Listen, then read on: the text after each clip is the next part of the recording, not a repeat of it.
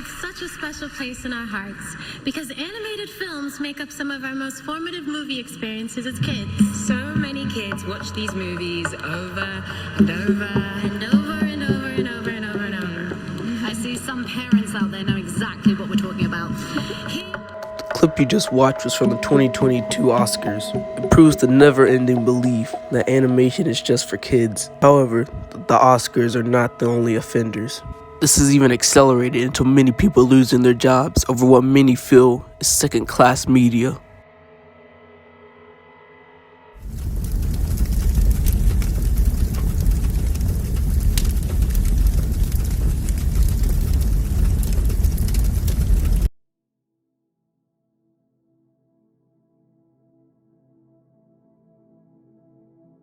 Over the past century and up until recently, most people watch cartoons on television.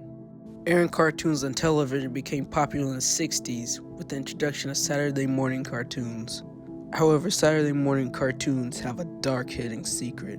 The reason cartoons only aired on Saturday mornings between 8 a.m. and 1 p.m. is because people felt if kids are only watching it, why should it air so much? Even though Saturday morning cartoons haven't been that big since the 80s, you can still see animation on television being treated badly. Because of corporate meddling, Cartoon Network studios will be shutting down soon, meaning Cartoon Network will not get that many new shows in the future. At Nickelodeon, most shows don't even see the light of day, only getting 2 or so seasons most of the time. Both of these channels are suffering greatly from this decision. In recent years, neither one of them are barely able to attain the 200,000 view mark. Both of these companies' shells of what they once were.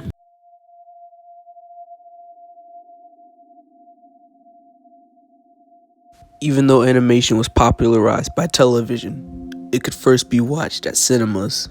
Unlike on television, most movie theaters didn't have a problem showing animated content, but the problem was awarding it.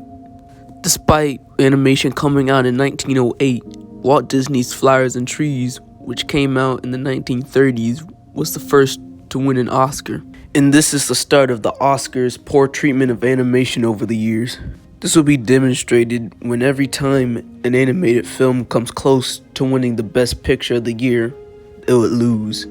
This happened in the early 90s when Beauty and the Beast was up for the award but lost to Silence of the Lambs. And we can't forget the clip from the 2021 Oscars from the beginning of this very video. However, there is an Oscar just for animation, but it's questioned whether it was made so animation won't win the real prize.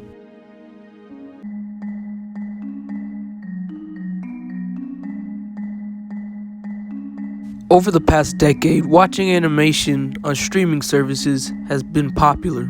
These services include Netflix, Hulu, HBO Max, and more. Hulu really doesn't have any problems that I really know of, so I'll leave it out. However, Netflix and HBO Max certainly do, with Warner Bros. Discovery purging 40 titles from HBO Max, with about half of these being animated titles. And with Netflix taking a similar approach to Nickelodeon by only letting most of their shows live for 2 seasons. Although to their credit, they do this to most of their shows, animated or not.